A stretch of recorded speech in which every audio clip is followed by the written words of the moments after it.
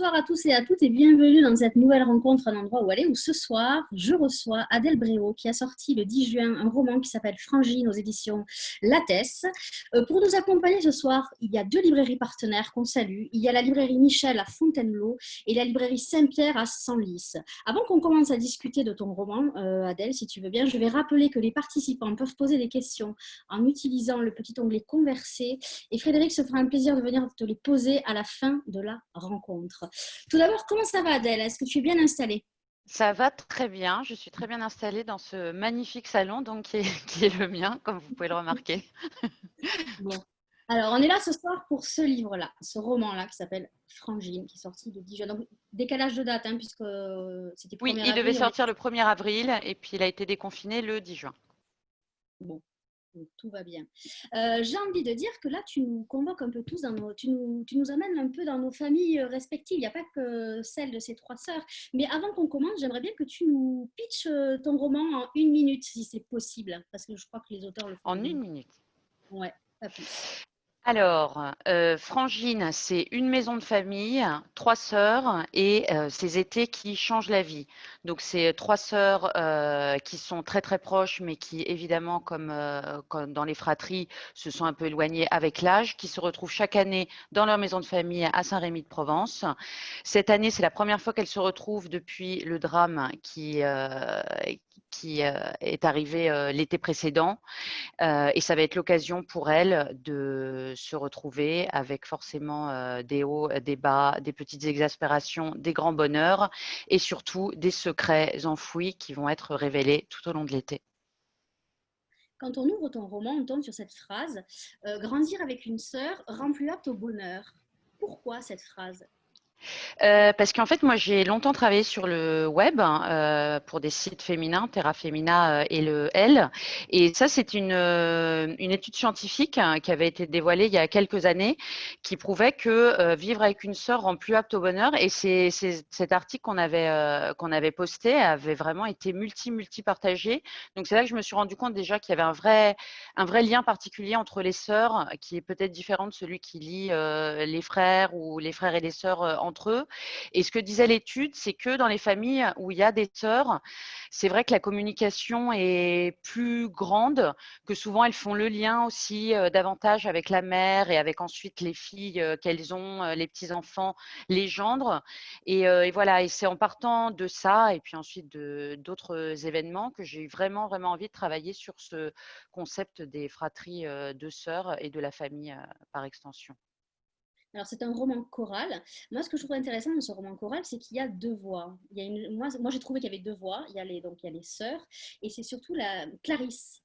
Moi, je trouve que la voix de Clarisse est super importante, parce qu'il y a un décalage qui apporte un peu d'humour, un peu de légèreté, mais pas que de la légèreté, parce que justement, quand on lit un peu sur ton livre des retours, c'est extrêmement léger. Moi, j'ai pas envie de dire que c'est un roman léger. Alors là, je vais peut-être fâcher tout le monde, mais pour moi, non. Moi, je trouve qu'il y a de la profondeur, que ton écriture ou alors tu as l'art et la manière de dire des choses euh, dures ou graves avec de la légèreté, peut-être. Mais pourquoi la construction d'un roman choral? C'était le plus facile ou parce qu'il fallait absolument que ça soit comme ça? Non, non, c'est vrai que c'est un roman aussi transgénérationnel. Au-delà du lien qui lie les sœurs, il y a Jeanne, la mère des sœurs, et Clarisse, qui est la fille de l'une d'entre elles. Et c'est vrai que bon, moi, je travaille beaucoup sur les femmes et j'avais envie d'avoir ces différentes voix de femmes. Donc, il y a beaucoup de... Chaque chapitre est une entrée avec une voix d'un des personnages. Et c'est vrai que j'aime beaucoup travailler dans tous mes romans sur le fait qu'un même événement est vu d'une façon différente par toutes les personnes qui les vivent. Et c'est une manière avec laquelle j'aime parler des choses. Et t'en parlais, enfin, moi, ça me fait très plaisir que tu l'aies vu comme ça. J'aime beaucoup faire passer quand même des messages dans chacun de mes livres, enfin des messages, ou en tout cas travailler sur des thèmes qui sont peut-être un peu plus profonds qu'en apparence, tout en les amenant dans un univers effectivement assez léger et abordable pour tous les lecteurs. Mais c'est vrai que j'aime bien, à l'issue du roman, qu'on se pose en tout cas des questions, pas forcément philosophiques, mais sur soi-même, sur sa vie et sur ses rapports aux autres, et là, en l'occurrence, sa famille. Alors là, avec ces trois sœurs, tu nous convoques la nostalgie, les souvenirs. Et qu'est-ce qui a été le plus compliqué pour toi? C'est de coller vraiment à la réalité. Alors, j'imagine que je crois que tu as une sœur, hein, c'est ça? Tu en as Oui, qu'une, j'ai une c'est ça? sœur. Oui. D'ailleurs, comment elle a réagi quand elle a lu ton livre comme ça? Elle a rigolé? Elle s'est reconnue ou pas? De toute façon, dans tous mes livres, elle se reconnaît, donc oui, elle s'est reconnue. Mais c'est vrai que dans La Cour des Grandes, qui était mon premier roman, où je me suis vraiment débloquée de l'écriture en mettant en scène 4 femmes différentes, qui me permettaient, voilà, de pouvoir aborder plein de caractères différents de femmes et que personne ne se reconnaisse effectivement, ni moi-même, auteur, dans une seule en particulier. Et c'est vrai que là, je tenais à ce qu'il y ait 3 sœurs, déjà parce que la place qu'on a dans la famille, influe énormément sur, notre caractère. Je travaille beaucoup sur tout ce qui est psy, et c'est vrai qu'on dit que l'aîné a forcément une place différente parce qu'il a été enfant unique longtemps, il a une relation avec ses parents qui est différente. La cadette, on en parle beaucoup dans le livre et j'ai eu pas mal de retours de lectrices déjà, qui est la place entre deux. Pareil, c'est des caractères particuliers. Et la petite dernière, donc voilà, je voulais pas qu'elle soit que deux, je voulais qu'il y en ait 3.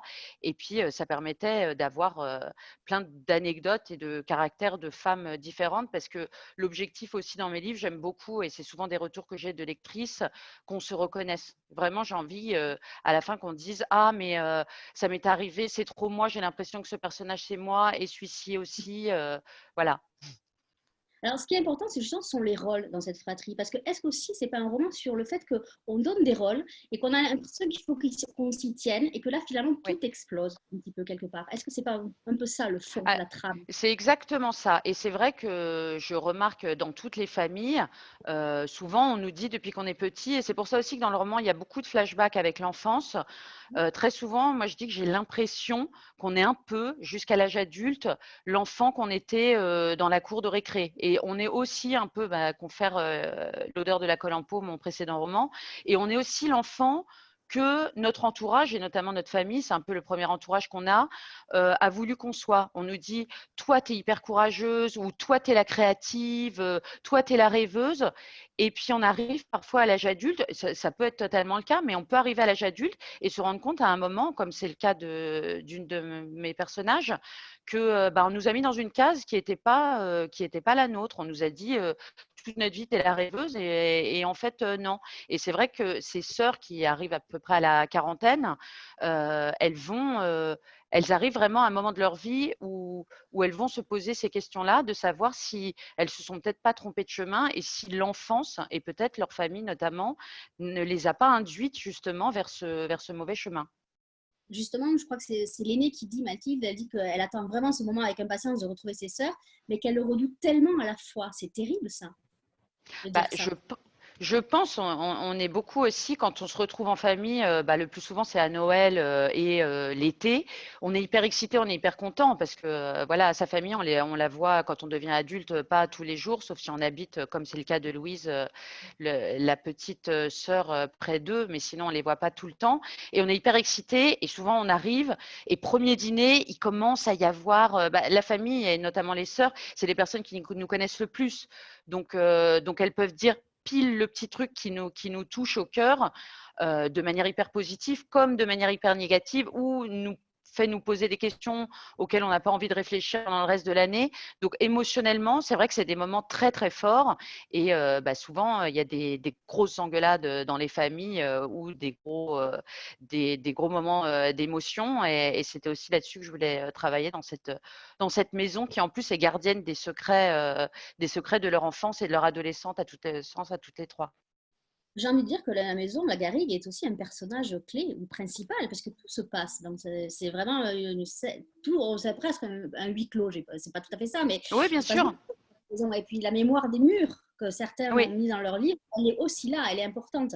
Et je crois que, je crois que c'est Louise qui dit à un moment donné, mais qu'est-ce que ça signifie d'être une sœur? Et je trouve que c'était très. Alors, j'ai coupé la phrase parce qu'elle est beaucoup plus longue, puisque je crois qu'elle dit que ça sert à se confier les malheurs, se demander de l'aide, reconnaître les souffrances, la peur, tout ça. C'est vrai. Qu'est-ce que c'est qu'une sœur, en fait? Et je trouve que tu l'as bien expliqué à travers ces trois sœurs, parce qu'elles sont toutes différentes, mais finalement, elles ont un point commun. C'est-à-dire qu'il y a des non-dits, il y a des secrets. Et c'était important aussi d'inclure ça. C'était une clé aussi du roman. C'était important pour toi? Bah, c'est vrai que je me suis interrogée, voilà, toujours en partant de cette étude scientifique et puis du fait que moi j'ai une sœur et d'en parler parce que j'aime beaucoup parler avec les lectrices de mes retours. Et sur la cour des grandes, j'avais étudié l'amitié féminine. Enfin, vraiment, on parlait énormément de ça. Et étant moi-même proche de ma sœur, je me suis dit, quelle est la différence entre une amie et une sœur? Est-ce qu'on lui confie les mêmes choses? Pas forcément. Il y a des choses qu'on va plus dire à une amie et pas forcément à sa sœur. Et puis avec sa sœur, on a ce lien très particulier. Bah, déjà d'avoir vécu l'enfance ensemble, c'est quand même pas rien. On se voit 24 heures sur 24. Souvent, on a eu la même chambre, on a eu les mêmes parents, on a eu exactement la même éducation, les mêmes souvenirs, joyeux comme tristes. Et quand on grandit et qu'ensuite on n'habite plus ensemble, quand on reste très proche, qu'on a ensuite des enfants qui sont cousins, qui se voient souvent et tout, quelle est la relation vraiment qu'on a avec elle? Est-ce qu'elle est plus ou moins proche qu'avec une amie? Et voilà, je me suis rendu compte qu'il y avait peut-être effectivement des choses qu'on taisait à sa sœur et qu'on pouvait dire à des amis parce qu'il y a justement, on reste toujours dans ce personnage. Par exemple, quand on est la grande sœur, on nous a appris depuis toujours à être un peu protectrice, à jamais montrer qu'on a peur. Et comme, pareil, quand on est mère par rapport à ses enfants, on ne va pas tout raconter à ses enfants. Et il y avait un peu cette notion-là dont je voulais parler. Et c'est vrai qu'elles ont toutes, bah, dans le livre, des secrets les unes pour les autres euh, qui vont éclater dans cette maison.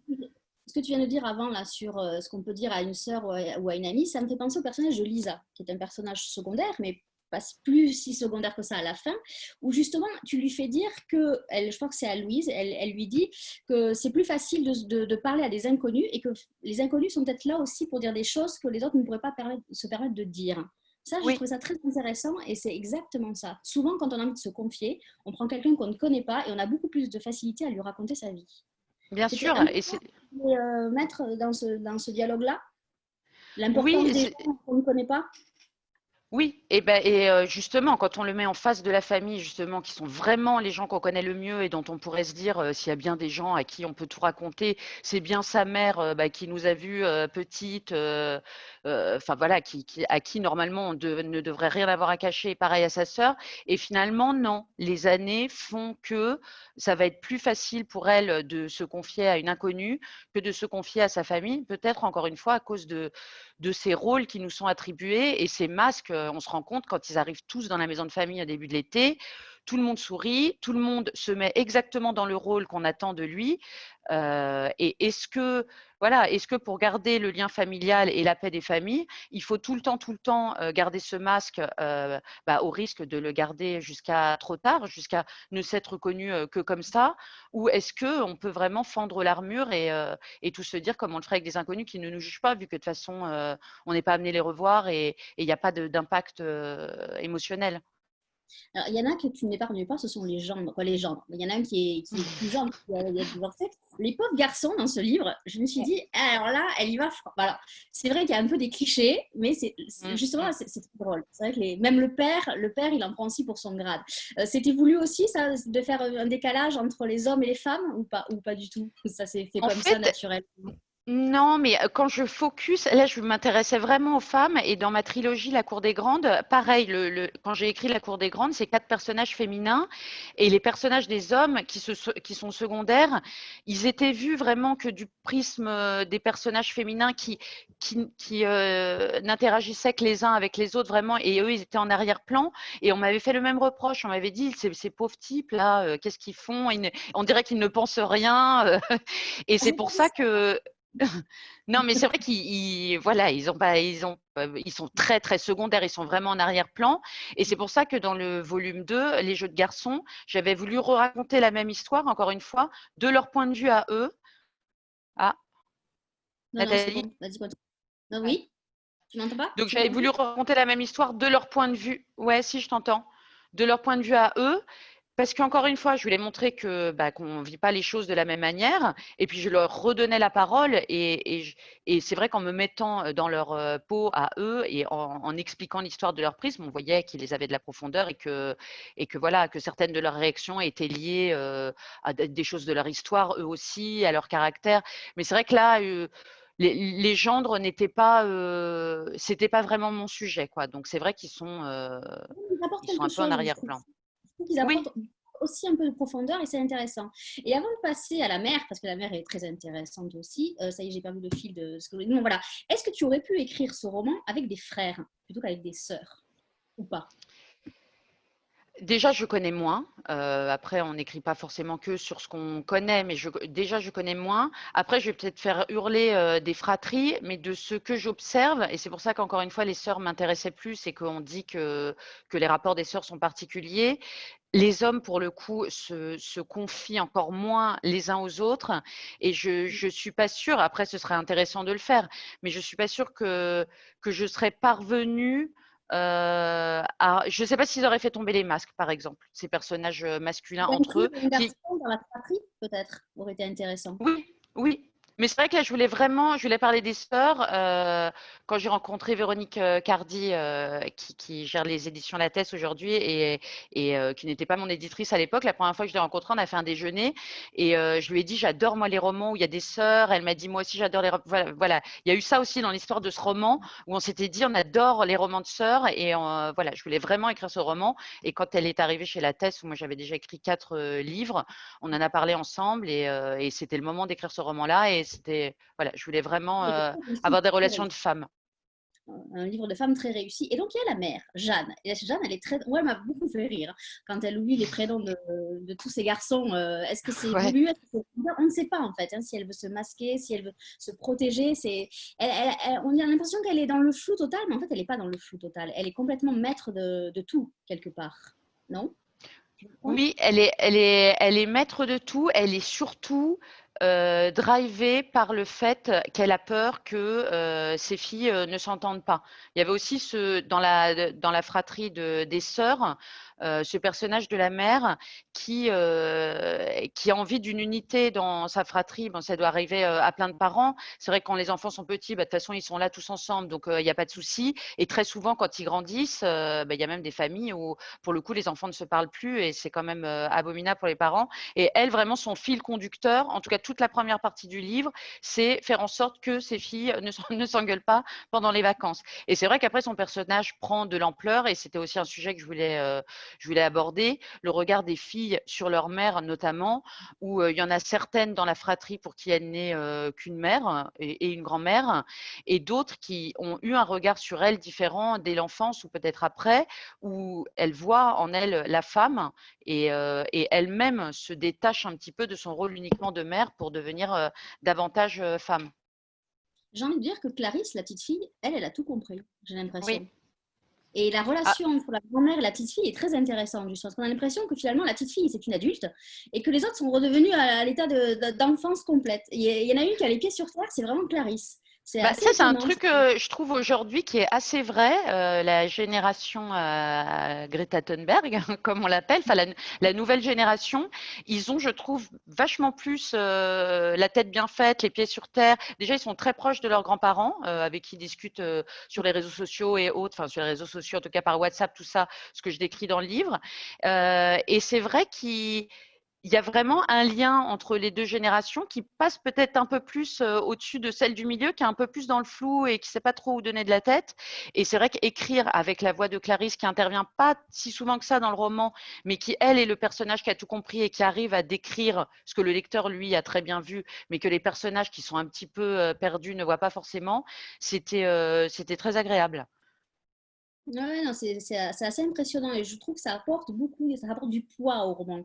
Je trouve que justement cette voix-là, elle est très importante. C'est vrai, comme tu dis, elle est pas tout le temps là, mais parce qu'elle subit quand même le divorce de ses parents, elle subit l'arrivée nouveau compagnon de sa mère, et finalement elle reste, elle, on a l'impression qu'elle est hyper stable, qu'elle encaisse tout et que rien ne peut la toucher. Alors que si sa grand-mère la touche quelque part. J'ai Ouais. l'impression que sa grand-mère la touche et qu'elle est un personnage clé aussi. Et il y a deux mots dans ton roman qui reviennent souvent, alors deux mots opposés, il y a câlin sœur et rupture de sœur. Ouais. C'est assez fort, hein. Les deux sont. La rupture de sœur est assez importante et bien vue, je trouve. Et câlin sœur aussi, ça apporte, ça pourrait bien résumer, ces deux mots pourraient résumer très bien ton roman, je trouve. Je sais pas ce Oui, que c'est tu en vrai, penses. parce que c'est vrai que ces trois sœurs, on suit, comme il y a des flashbacks sur l'enfance et l'adolescence ensuite, on suit toutes leurs relations de bout en bout. Et à l'instar de certaines amitiés ou histoires d'amour, leur relation, elle est chaotique et il y a des moments où il y a des ruptures. Et, et c'est vrai qu'au tout début, elles peuvent être un peu caricaturales chacune. Le personnage de Mathilde peut paraître très énervant. Et puis on se rend compte au fur et à mesure que déjà le lien qui les unit les unes avec les autres, c'est vraiment voilà, c'est le fil conducteur du livre, de leur histoire à elles.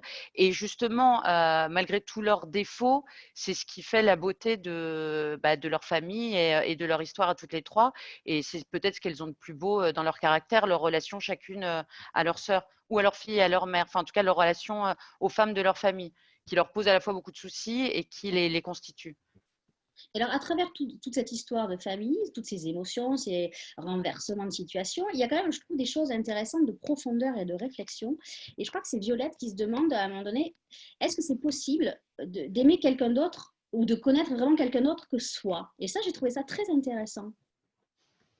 Oui, Et je trouve que il y a des choses qui nous amenaient à la réflexion. Donc, pour moi, c'est pour ça que je dis que c'est pas si léger que ça.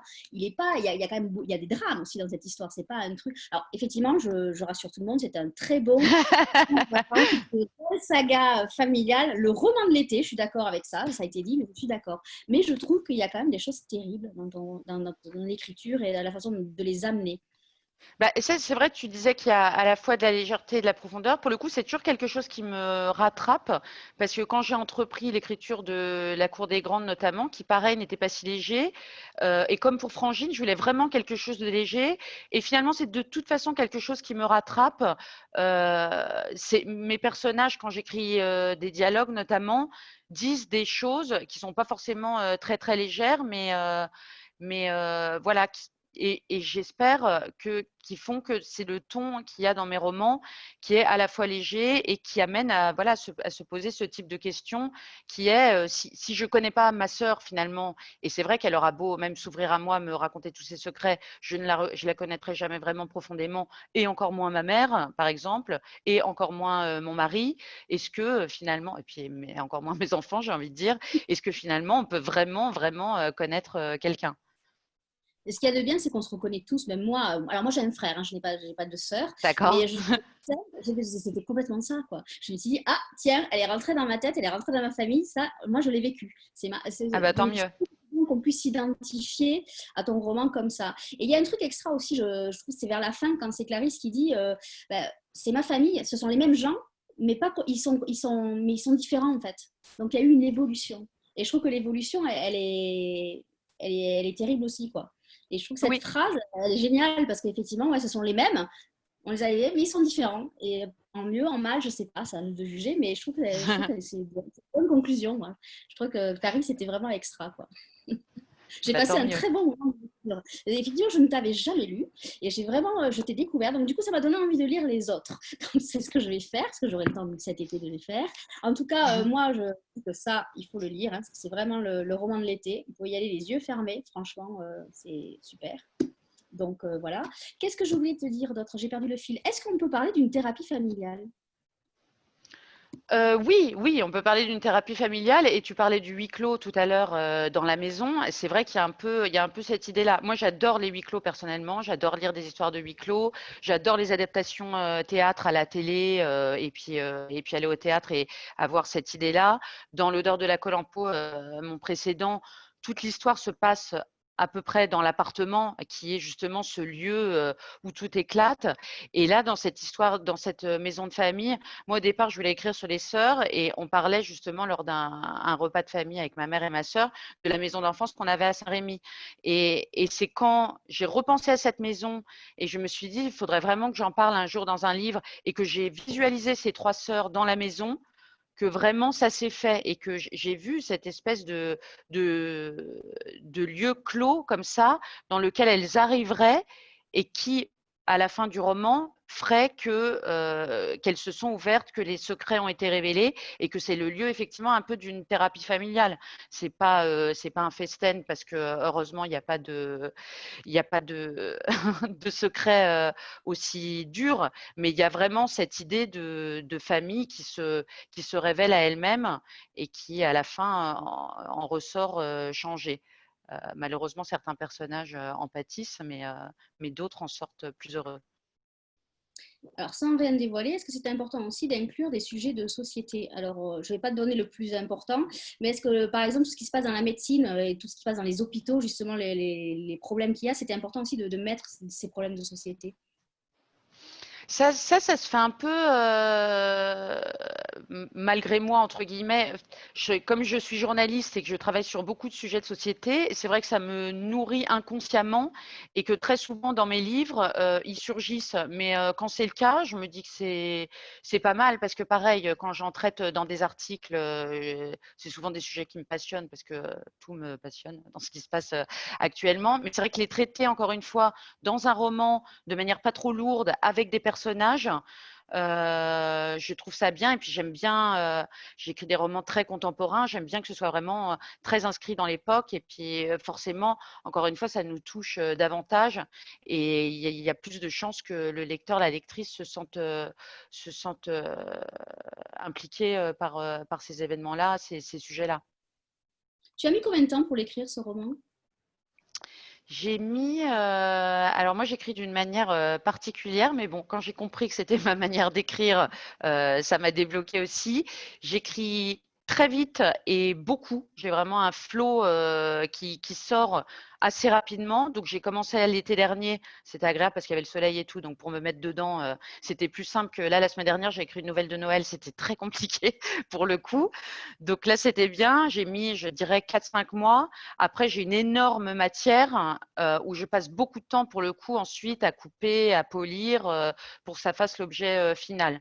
Donc en écriture, pas tant que ça, mais après en travail, davantage. Et est-ce que tous ces trois sœurs sont toujours avec toi ou maintenant que tu as sorti, que ton livre est sur les tables de librairie, elles t'ont laissé tranquille ou elles sont toujours là? C'est facile de les laisser? Non, alors moi je déteste les jamais et les toujours. Donc c'est pour ça que ce soit la trilogie ou l'odeur de la Colombo ou Frangine aussi, je fais toujours des fins ouvertes parce que je veux me laisser l'opportunité de retourner voir ces gens si j'ai envie de les voir à un moment, de les reprendre là où je les ai laissés ou peut-être de les reprendre à un autre moment de leur vie. Donc c'est pour ça que j'ai pas, ils sont jamais très loin. Et je me laisse toujours l'opportunité s'il y a s'il y a un événement qui m'inspire ou voilà, là en ce moment je suis à un mariage, donc justement il y a plein de gens qui se regroupent dans un même lieu.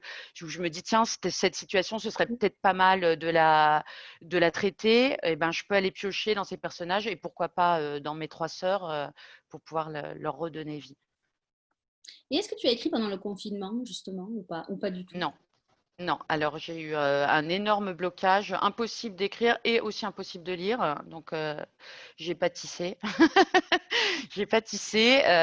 Non, depuis c'est revenu, mais c'était très très compliqué. Après, je sais qu'il y en a qui sont parvenus, d'autres pas du tout. Mais d'écrire sur quelque chose qui était si éloigné de ce qu'on vivait, ça a pas été possible. Et d'ailleurs, le seul livre que j'ai réussi à lire, c'est Pandémie de Franck Tillier. Donc, je ne suis Ah pas bah allée oui, très, très loin. c'est une bonne lecture, dis donc. Ouais. Bah non, mais je voulais y aller à fond, quoi. Oui, je vois, je vois, je vois. Et est-ce que le fait d'écrire des romans a changé ta façon de lire, justement? Non, pas Non, forcément. voilà. Non, non, non, pas forcément. C'est vrai que tant mieux d'ailleurs, je suis pas j'analyse pas forcément ce que font les autres dans les livres que j'aime, mais j'ai tout autant d'admiration pour les auteurs que j'aime et pour ce qu'ils font. Après, j'essaye quand j'écris de pas trop lire parce que c'est vrai que, enfin, je sais pas si ça fait ça qu'à moi ou à d'autres, mais on est très poreux et on peut même se laisser influencer par un style. Et je sais que j'ai eu des moments dans certains de mes manuscrits où je me suis dit, oulala, là, le style n'est pas forcément le même que celui qui était au début parce que voilà, parce qu'on peut se laisser influencer par une manière d'écrire les dialogues ou un rythme d'un livre dans lequel on est plongé. Tu écris toujours sur ton blog, c'est ça aussi? J'écris sur mon blog, ouais, j'écris dans des magazines, j'écris, voilà, dès que justement il y a des petites situations de la vie. Sur mon blog, j'écris vraiment des petites situations où je veux que quand les gens le lisent, ils disent ah mais tellement, ça m'arrive tout le temps ce truc-là. Et pareil, quand je vois qu'il y a un sujet qui nous touche tous, j'essaie vraiment de le reprendre, pareil dans mes livres, hein, pour que ce soit le plus crédible possible et qu'on s'y reconnaisse un maximum. Donc C'est comme un Frédéric, cahier de brouillon un petit peu mon blog. ouais, bah, il est beau ton cahier de brouillon quand même, hein. Pas si brouillon que ça, hein. Donc Frédéric est de retour dans son chalet. Dans mon chalet, voilà. Il y a des questions. Alors, c'est pas forcément une des questions, mais il y a Geneviève qui dit difficile de poser une question parfois lorsqu'on n'a pas lu le roman. Mais en tout cas, je l'achète, c'est sûr, dès mercredi. Le sujet me plaît énormément. Même si bien qu'ayant une sœur, je ne suis pas du tout dans ce type de relation, les miennes sont beaucoup plus compliquées. Mais on n'a pas tout Ah, dit. Peut-être qu'il y a des ouais, complications, hein. On oui, ne dit oui. pas tout, en fait, hein. Alors moi, je n'ai pas lu le livre. Alors, je vais jouer la Candide parce qu'évidemment, j'ai écouté avec beaucoup d'attention tout ce que vous avez dit. Est-ce que tu crois, Adèle, est-ce que ça s'est posé quand tu écrivais, que les parents changent les relations entre les sœurs ou en tout cas les déterminent? Oui, je pense qu'on a beau. Pour le coup, c'est pas forcément entre les sœurs, c'est entre les enfants. On essaye de se mettre des guidelines et ne pas faire certaines choses qui nous ont justement touchés quand on était enfant. Mais c'est vrai qu'il peut y avoir certains enfants qui sont privilégiés ou qui vont être plus proches de l'un que de l'autre parce que il y en a un qui adore le tennis et nous aussi on adore le tennis, donc on est plus proche de lui et tout. Forcément, l'autre va se construire en réaction. Donc oui, je pense que aussi, et c'est pour ça que le personnage de Jeanne était important, le parent dans la fratrie a un très grand rôle et qu'il essaye de mettre du lien le plus qu'il peut, mais souvent, et peut-être c'est lui qui aussi implique les rixes qu'il peut y avoir ou les frustrations de certains, de certaines. Oui, bien sûr. Il essaye de mettre du liant ou pas? Qui ça, les parents? Oui. Ben, je pense que les parents essayent de mettre du Tu as lien. des Enfin, enfants, toi? Pardon, je suis oui, j'ai des indiscrète. enfants. J'ai des enfants et j'essaye vraiment parce que j'ai une hypermnésie sur mon adolescence notamment et mon enfance. Donc, je me souviens de toutes les choses qui ont pu me marquer et me déranger ou toutes les choses que moi je voyais ou dont je me disais, c'est vraiment pas sympa pour ma sœur. Ou même, c'est pas forcément les parents, il y a aussi les personnes extérieures qui arrivent qui disent toujours ah, elle, qu'est-ce qu'elle joue bien du violon et l'autre, il a l'impression, il est très frustré dans un coin. Voilà, il y a aussi tout l'entourage qui passe son temps, je trouve, à comparer les enfants entre eux, ce qu'on essaye, j'espère aujourd'hui de faire le moins possible. Mais c'est vrai que peut-être que si les fratries n'avaient pas tout l'entourage, ce qui n'est pas possible, hein, Hmm, mais les relations entre eux ne seraient différentes, ouais. hmm. Oh, Mais qu'est-ce les qu'elle est gens, belle, elle. Donc, moi, je suis exactement, bien moche. sûr. Non, mais bien sûr, chez les sœurs, pour le coup, c'est totalement le cas. Ouais. Oh, elle est magnifique. C'est souvent la grande parce qu'elle est plus grande et c'est horrible pour les autres. Mais c'est moins souvent, j'espère, les parents que l'entourage de C'est ce horrible que j'ai ou vu. pas, ça dépend comment elles le vivent, tout ça. Est-ce que tu as été tentée d'aller lire des livres mythiques sur les sœurs? Je pense aux quatre filles du docteur Marsh, par exemple. Non, j'essaye parce qu'encore une fois, comme je suis assez poreuse, j'essaye de pas lire de la fiction sur les sœurs parce que je me suis dit, je veux pas me laisser influencer ou penser que je me suis laissée influencer. En revanche, j'ai lu plus des bouquins de psy sur les sœurs ou des témoignages de sœurs. Encore une fois, j'aime bien quand c'est des vraies personnes qui s'expriment sur leur histoire. Donc, je vais sur des forums de sœurs pour voir ce qui revient le plus. Les frustrations. Voilà, je suis allée sur des conversations de cadettes, notamment, comme moi, je suis l'aînée et que je n'ai qu'une sœur, ou de petites dernières. Voilà, je voulais savoir ce qui revenait le plus souvent pour pouvoir élaborer mes personnages et les construire en fonction de ça aussi, mais pas de la fiction. Et j'ai eu Et récemment justement Virginie Grimaldi qui était en train de lire mon livre et elle m'a dit ah là là je sais pas parce que peut-être j'envisageais de parler des sœurs et je sais pas si je vais continuer à lire ton livre parce que voilà on a toujours peur quand on lit de la fiction de se laisser influencer. hmm, est-ce que tu dirais que tu fais ton métier de journaliste dans une partie de cette écriture? Je ne sais pas si ça peut s'apparenter, mais comme je disais à Nathalie, c'est vrai que les sujets qui me tiennent vraiment à cœur, voilà, on ne va pas forcément les dévoiler parce qu'ils sont abordés dans le roman, mais ces sujets-là, bah, souvent on est frustré en tant que journaliste, par exemple de presse écrite, parce qu'on a très peu de caractère, on ne peut pas forcément développer. Et c'est vrai que le roman, c'est un lieu de liberté énorme, où en plus Ah, enfin, on d'où peut la prendre profusion dont parti. tu parlais tout à l'heure. Oui, exactement. Alors là, pour le coup, je me fais plaisir. Et quand je travaillais sur le web, pareil, je ne connaissais pas ça. Et je travaille plus aujourd'hui dans la presse écrite. C'est une grande frustration. Et c'est vrai que là, au-delà du fait que bah, qu'on peut le traiter aussi longtemps qu'on veut, on peut aussi, à travers des personnages, faire passer des messages qu'en tant que journaliste, on ne fait pas passer. Parce qu'on relate, on explique, mais on ne dit pas peut-être ce que nous, on en pense. Ou voilà, on peut, à travers ces personnages, faire passer des choses. Et c'est vrai que c'est un réel bonheur de pouvoir le faire à travers la fiction et à travers des personnages. Donc ça Mhm. complète peut-être. Alors, il y a un message qui est arrivé. Bonjour, j'ai adoré le livre. La relation avec la mère m'a finalement plus troublée que les relations des sœurs, les secrets, la transparence des enfants à la vie de leurs parents qui se jouent devant eux. On les connaît si peu. Voilà, ce n'est pas une question, mais on aime bien lire les petits messages parce que c'est les retours qu'on a quand on va en librairie aussi. Donc, ces retours Absolument. existent, Ouais. puisque nos rencontres ne sont pas si virtuelles que ça. Si Bah, je et c'est me vrai que bats un peu. non, mais c'est vrai que là, ça nous manque beaucoup, les auteurs, les salons, parce que c'est vrai qu'on a dans un travail très solitaire quand on écrit. Ensuite, le livre part chez les lecteurs qui le lisent. Et après, les rencontres en librairie ou en salon, pendant lesquels on peut ensuite avoir les retours des lecteurs, parler avec eux. C'est quelque chose de très, très enrichissant et qui permet aussi, roman après roman, de pouvoir adapter son discours, de pouvoir sentir aussi des sujets importants. Voilà. C'est vrai que j'ai beaucoup de retours, là, plus virtuels, mais beaucoup de retours sur le personnage de Jeanne.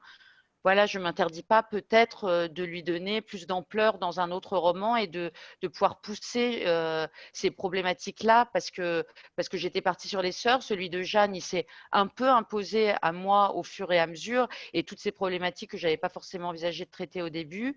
Et c'est vrai qu'à travers ces retours, ça permet de sentir un besoin et soi-même d'aller plus en profondeur vers ce chemin-là. Est-ce que tu fais lire au fur et à mesure ou il n'y a que toi dans le livre? Non, je fais lire à ma mère. Tu lui Mais lis à bon, haute voix ou non, c'est non, elle qui non, lit? je lui envoie. Après, ma mère, elle trouve toujours ça super. Et mon mec qui ne lit pas du tout, justement, parfois, je lui dis, ma mère a adoré. Et il me dit, c'est ta mère. Oui, c'est pas faux, hein. Je veux Mais pas bon, le. c'est bien, parce que moi, ouais, j'avance plus quand on me fait des retours positifs que négatifs. Donc, j'envoie d'abord à ma mère, et puis ensuite, quand c'est fini, j'envoie à mon éditrice. D'accord. Au bout de combien de temps tu donnes à ton éditrice? Quand c'est fini, vraiment. Non, là sur les frangines, comme on en avait parlé avec Véronique, j'ai écrit, je dirais, une soixantaine de pages pendant l'été que je lui ai envoyé à la rentrée parce que voilà, avec une soixantaine de pages, on prend une direction, il y a un ton qui est donné, les personnages sont installés et j'aime bien en revanche avoir un retour parce que soi-même on ne peut pas vraiment savoir, avoir un retour ne serait-ce que pour savoir si c'est la bonne direction, si tout est cohérent, si le ton, tout fonctionne et dans ces cas-là, quand on a un go, bah, on y va complètement et là je suis allée jusqu'à la fin. Mais c'est vrai que c'est bien d'avoir quand même un retour avant la fin parce que on s'interroge trop de toute façon, on ne peut pas être seul juge de ce qu'on fait. Et chez la TES notamment, il y a une personne qui s'appelle Anne Pidou avec laquelle j'ai travaillé parce que j'ai travaillé chez la TES il y a très très longtemps et qui, elle, est la personne qui corrige mes livres. Et très souvent, quand je reçois le manuscrit de retour, il y a des choses qui sont entourées où elle dit c'est bon, on a compris.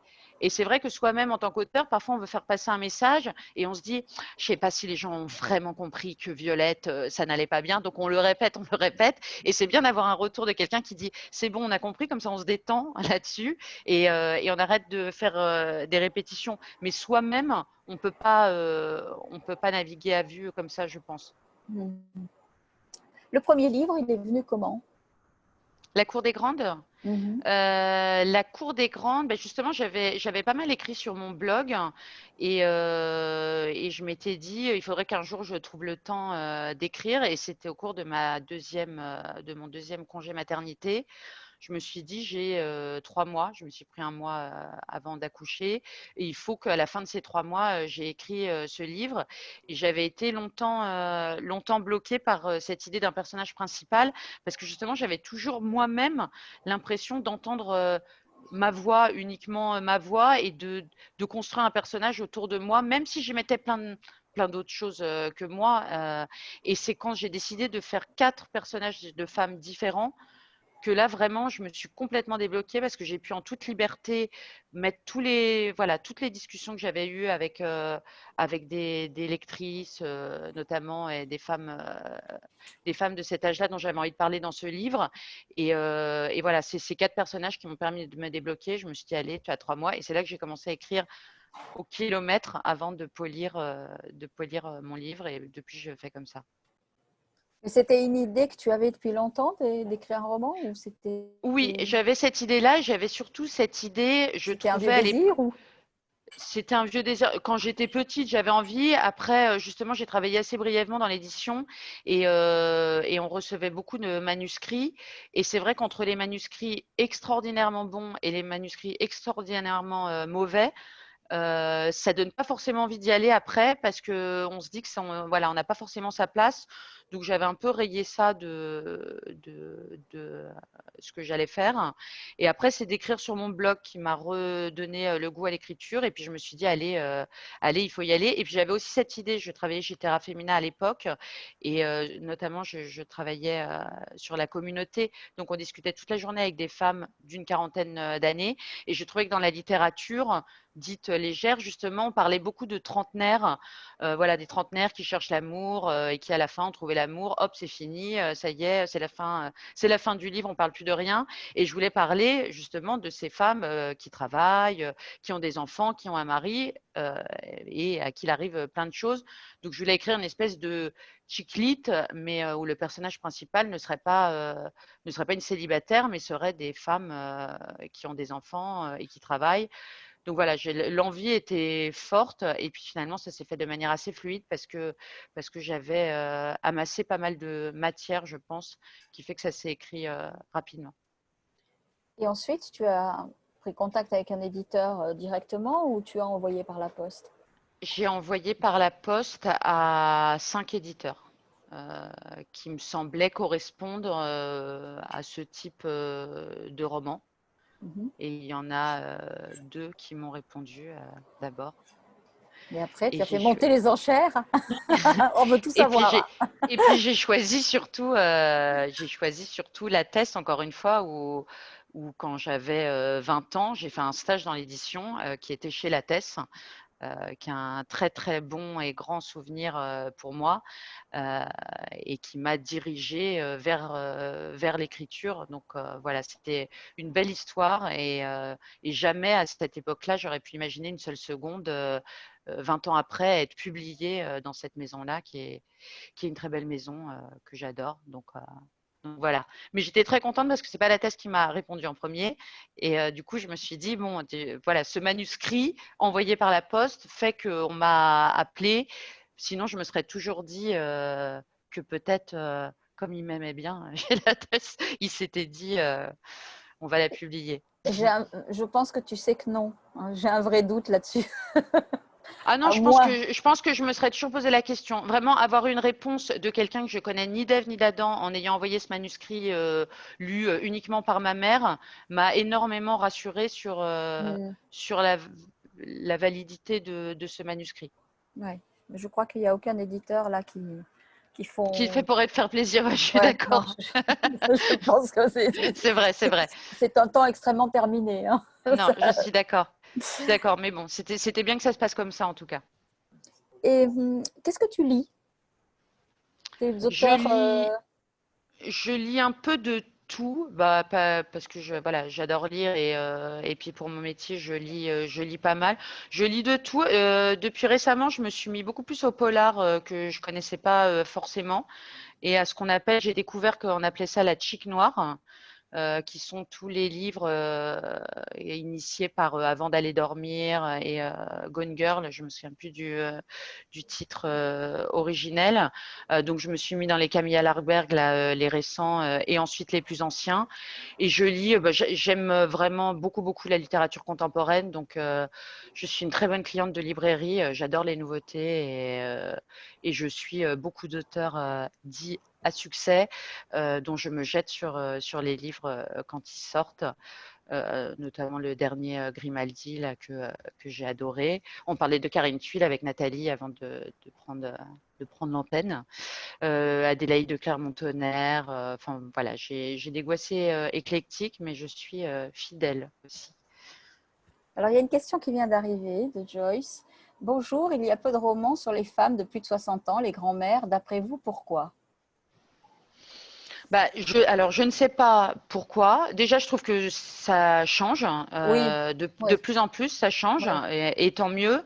Mais c'est vrai que quand le personnage de Jeanne est vraiment apparu, ça m'a intéressé de parler de ce qu'on appelle les seniors.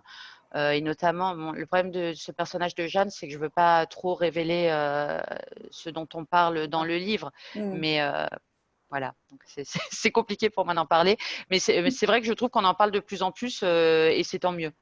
Parce que Et c'était une partie des lectrices qui était un peu mise de côté et dont on parlait peu, de même que les femmes cadras jusqu'à il y a quelques décennies maintenant, mais c'est vrai qu'on en parlait peu aussi. il y Elles en a n'étaient quand pas même. les héroïnes des romans. C'est quand même un peu à la mode, là, hein, les mamies en Là, ce en ce moment, moment. oui, Ah oui. oui, oui, oui. D'ailleurs, on a parlé de Mamie Luguerre avec les polars. On a parlé de. Il y a Émilie Frêche qui avait fait Oui. un livre avec une Chouquette. Chouquette. choupette. Oui, oui. Chouquette. Chouquette. Chouquette. Chouquette. Non, pas choupette, non, n'importe quoi, moi. Et il y a un truc qui est très drôle dont on n'a pas parlé, ce sont les remerciements d'Adèle dans son roman là. J'ai pas rêvé, il y a bien les sœurs Capwell, donc il y a une référence à Santa Oui, Barbara là. oui, bien sûr. Merci, ça me fait plaisir que quelqu'un l'ait vu. Je suis un peu vieille, c'est pour ça. Mais c'est vrai de dire les demoiselles de Rochefort et de passer au Capwell, aux sœurs Williams, aux sœurs Middleton, mais Oui, c'est alors, mais moi j'aime beaucoup ça pour le coup. Je n'ai aucun snobisme intellectuel et j'aime la culture sous toutes ses formes. Et je pense que Eden et Kelly Capwell ont autant leur place que les demoiselles de Rochefort dans l'imaginaire des sœurs. ou les sœurs Brontë qui sont citées aussi, et les sœurs Oui, Céline. Ouais. Non, non, mais oui, les et les sœurs Hadid ouais, et les ouais, sœurs Kardashian. ouais, ouais. Très, très drôle. Voilà, c'était ma parenthèse parce que j'ai oublié, mais c'était très, très drôle. Ça finit bien sur une note d'humour, je trouve. On va peut-être le remontrer. Alors, on a glissé directement sur les lectures. Et du coup, est-ce que tu aurais un conseil lecture Il vient de sortir. Ça, il vient de sortir au livre de poche. Hein. Oui, Il n'y a pas oui. longtemps. Ouais, et j'aime beaucoup la couverture du poche. J'aimais beaucoup celle du grand format, mais c'est vrai que quand ça sort en poche, c'est l'occasion souvent d'avoir une nouvelle couverture. Et j'adore celle-ci parce que voilà, c'est un roman qui parle des années 90 et je trouve que du premier coup d'œil, on comprend tout à fait ce dont il s'agit. C'est vrai que les années 90, on n'en a pas parlé, mais c'est voilà, c'est ma jeunesse et c'est quelque chose dont j'avais beaucoup parlé dans L'odeur de la colle en peau. Et dans Frangine, il y a beaucoup de flashbacks et il y a toujours cette nostalgie que j'aime bien aborder et qui a aussi sa place dans Frangine. Et pour ce qui est de mon conseil lecture, un des derniers que j'ai lu, c'est Femmes sans merci, justement, de Camilla Lagerberg, qui en plus est très court et très efficace aussi. Bon, un peu. C'est très, très girl power, on va dire, très, très poussé, mais voilà, ça se lit bien. C'est une auteure que j'adore. En revanche, j'attends avec impatience le volume 2 de son précédent roman. Comment s'appelait-il? Celui de Avec les l'année lions dernière. Avec Non, les lions celui. Non, un qui était sorti l'année dernière, bon, bref, qui va sortir à la fin de l'été, mais voilà, celui-ci est très efficace. Le Grimaldi, comme d'habitude, j'ai adoré. Je dis souvent, quand je parle d'elle, on dit Stephen King, le maître du suspense, elle, c'est le maître de l'émotion. Elle arrive vraiment, pour le coup, à faire passer du rire aux larmes et pareil, à aborder, sous couvert de grande légèreté, des choses assez profonde. Voilà. Et puis là, je commence le Serge Joncourt que j'adore et que je viens Ah, tout juste de ben, commencer. Et pareil, sur lequel je me jette dès qu'il sort en librairie. lequel? Lui, de Serge? Qui n'est pas encore sorti, qui va Oui, sortir au ah, mois toujours d'août bien. et que j'ai eu la chance de recevoir en service de presse. Tu verras, tu Absolument. penseras à Ouais. moi parce que c'est chez moi. Il cite C'est vrai? Adèle. Ah, Ouais. génial. Et tu l'as lu? Oui, bien sûr, je l'ai lu. J'ai eu cette chance. Oui, on est un peu dans la rentrée là, donc du coup, pour nous donner les conseils lecture, Oh, mais il Bébé, sort dans pas très longtemps, Serge il Joncourt. sort Il dans va pas très sortir en longtemps, août. mais quand même, moi j'aime bien aussi donner des livres qu'on peut donner, enfin qu'on peut trouver maintenant, parce que j'ai une anecdote très marrante. Un jour, un monsieur qui arrive dans un salon et qui me dit, mais c'est vraiment le dernier, c'est vraiment le dernier. Et je me disais, bah, il l'achète pour quelqu'un qui les a tous lus, donc il a peur, etc. Donc je le questionne un peu. Et non, en fait, non. Vous n'avez pas lu les autres et tout ça. Je dis, mais vous savez, ça ne se périme pas. Hein. Vous n'êtes pas obligé de les mettre au congélateur. Donc voilà, les livres ne se périment pas. On peut revenir en arrière sur. D'ailleurs, Nathalie, c'est quoi ton conseil lecture aujourd'hui? Mais non, moi j'avais prévu de pousser Ah Adèle oui, avec sa. bah oui, oui, Je oui, pense mais qu'elle c'est est une pas bonne idée. encore. Je ne l'ai C'est pas une lu, très c'est bonne idée. je vais le lire cette semaine du coup. Est-ce que tu sais déjà ce que Moi, tu je vas pense que écrire, Adèle? J'ai plusieurs pistes et ça se passe toujours comme ça pour moi. Je sais qu'il y a un moment où je vais aller vers l'une d'entre elles de manière naturelle. Donc j'attends que ce moment arrive. Ça va se faire, je pense, très prochainement. Voilà. Mais j'ai des pistes différentes dont je pense que de toute façon, je les explorerai toutes à un moment. Mais il y en a une qui va s'imposer à moi là, comme prochain livre en tout cas.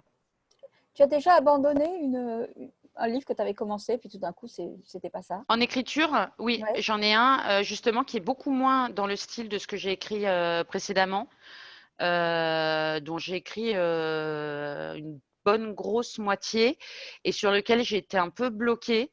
Et justement, ça fait partie de peut-être des pistes que je voudrais reprendre. Et je ne sais pas si je suis bloquée parce que c'était pas la bonne piste ou si ça va reprendre naturellement et je pourrais le terminer. Mais il me tient beaucoup à cœur. Après, c'est vrai que c'est différent de ce que j'ai écrit. Il y a toujours cette question quand on écrit quelque chose de différent. C'est aussi le cas pour les artistes musicaux, par exemple, ou les films. Est-ce que les lecteurs seront je dirais pas au rendez-vous parce que ça peut s'adresser à d'autres gens, mais est-ce que ils adhéreront, voilà, à cet univers un peu différent ou pas? Est-ce que je fais fausse route? Est-ce que je sais le faire surtout? Voilà, mais c'est un roman que j'aimerais beaucoup terminer. En plus, je déteste ne pas terminer quelque chose que j'ai commencé. Il faut s'en moquer. Oui, bien sûr. Il ne faut pas Mais non, mais penser à eux. non, je pensais pas à eux, mais c'était plus moi. Est-ce que voilà, est-ce que je dois aller vers ça? Est-ce que je sais le faire? Voilà, j'avais trop de questions à ce moment-là et ça s'est arrêté, mais je le reprendrai, c'est sûr. C'est intéressant les romans qui s'arrêtent. Parce que c'est des romans qui viennent nous dire quelque chose Oui, ou que l'on mûrit plus longtemps ou que l'on reprend différemment. C'est pour ça que je te pose la question, parce que c'est très très intéressant. oui, Moi, oui. j'aime bien quand un auteur me surprend aussi, quand on est habitué à lire ce qu'il écrit, que tout d'un coup, il y a une rupture et qui nous amène ailleurs. On se dit, tiens, il est capable de le faire. Et moi, c'est ça que je trouve intéressant aussi chez un auteur. C'est qu'il Et élargit puis, sa palette et qu'on est toujours dans le même truc. tu gagnes des lecteurs qui étaient absolument pas intéressés par ce que tu faisais avant aussi. Hein. Oui, bien sûr, bien Il y a sûr. aussi une bascule. Tout d'un coup, tu as un livre et tout d'un coup, il y a beaucoup plus d'hommes qui vont le lire alors que normalement, les hommes lisent moins de Mm, mm. romans en général. Donc, c'est intéressant. Donc, vas-y, Mesdames, je fonce. vais vous laisser conclure. Oui. Alors, avant de donner le mot de la fin à Adèle, je vais dire que demain, pas demain, demain, il n'y a pas de rencontre parce que c'est 14 juillet, donc on défile avec Frédéric sur les Champs-Élysées, donc je plaisante. C'est ça. Mm. Demain, on a char, donc on ne peut pas être là. Demain, ouais. Elle est bonne celle-là. Mais on se retrouve jeudi avec Sonia Dagotor avec 2 romans. Elle sera interrogée par notre ami Antonin Camus de la librairie de Chabeuil. Ça sera Ceux qui s'aiment finissent toujours par se retrouver et Sortez-moi de là. Donc il y aura un gros programme. Et après, on se retrouvera vendredi aussi avec Stéphanie Hocher pour un parcours d'auteur. Donc Adèle, en tout cas, moi je voulais te remercier. Je voulais aussi remercier Merci à toi. les 2 librairies partenaires, la librairie Saint-Pierre à Senlis et la librairie Michel à Fontainebleau. Vous pouvez aller chez eux acheter Frangine si vous ne l'avez pas fait. Donc, le roman de l'été, la saga des sœurs, c'est très important. Dans toutes les librairies et sur toutes les tables, on ne peut pas le rater, le visuel, hein, 3 filles qui courent sur une berge. Voilà. Merci d'avoir été avec nous, d'avoir répondu à toutes mes questions. J'espère que je n'ai pas été à côté de la plaque. Que te souhaiter un bel été, de poursuivre ton roman arrêté, je ne sais pas, plein Ouais. de choses. De rentrer, de bien profiter de la plage, parce que je sais que tu es pas loin de la plage. En tout Ouais. cas, un mille merci d'avoir été avec nous. Merci aux éditions La Thèse de nous avoir fait confiance. Je te souhaite une belle soirée. Je ne sais pas si tu veux dire quelque chose avant de nous quitter. Bah non, je souhaite un bel été à tout le monde, des belles soirées et des belles vacances en famille, voilà, avec tout ce que ça peut influer, voilà, et peut-être offrez ce livre à vos sœurs si vous avez des relations tendues ou proches avec elles.